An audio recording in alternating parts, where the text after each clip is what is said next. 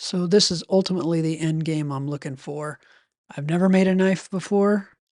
I've never done metal work, and I typically hurt myself when I do things like this. So stick around, see what happens.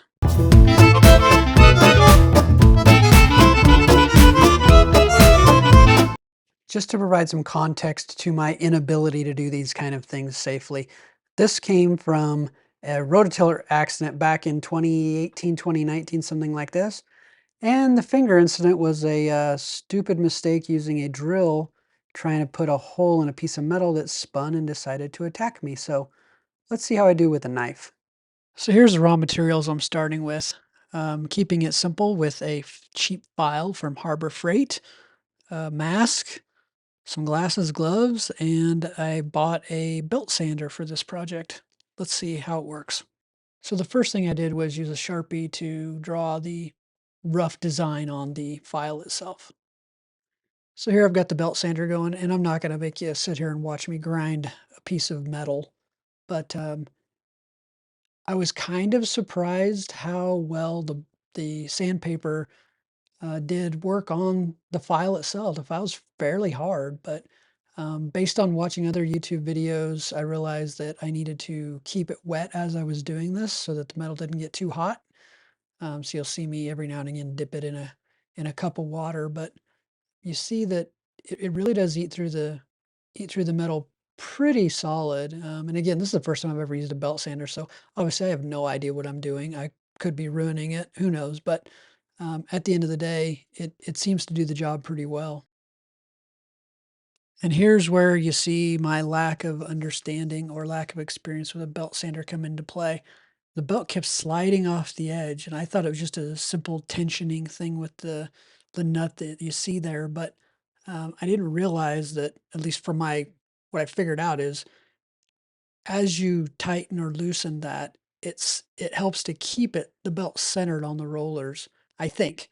Again, I have no idea what I'm doing, but after fiddle farting around with it for a little while, I got it to at least a point where I could keep it somewhat straight. So if anybody can educate me better on how to use this stupid thing, please put it in the comments.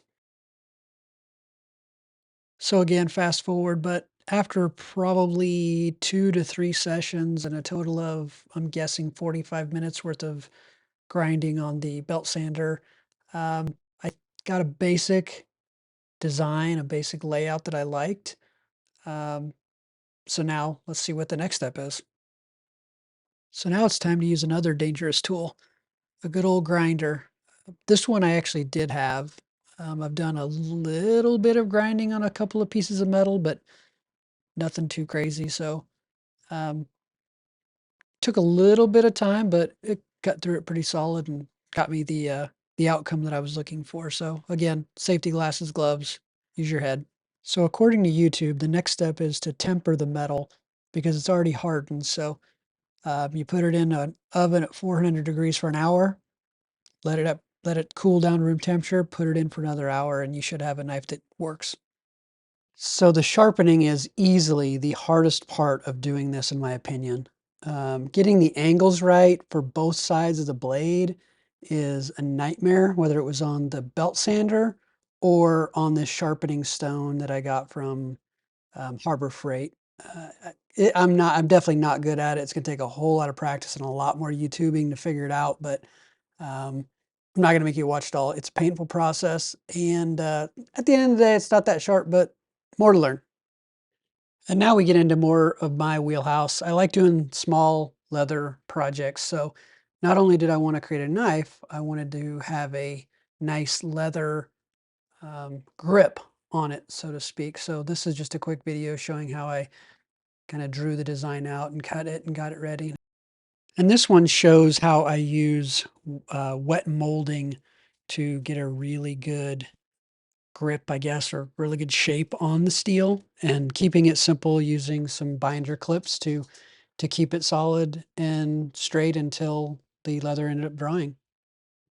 And although I didn't get the stitching on camera, I wanted to do a corset stitch. I thought it'd look pretty cool, and it really did turn out pretty nice. So I'm happy with the final outcome as long as I can get it sharpened at some point. But For those of you who stayed long enough to see if I lost any fingers, sorry to disappoint you.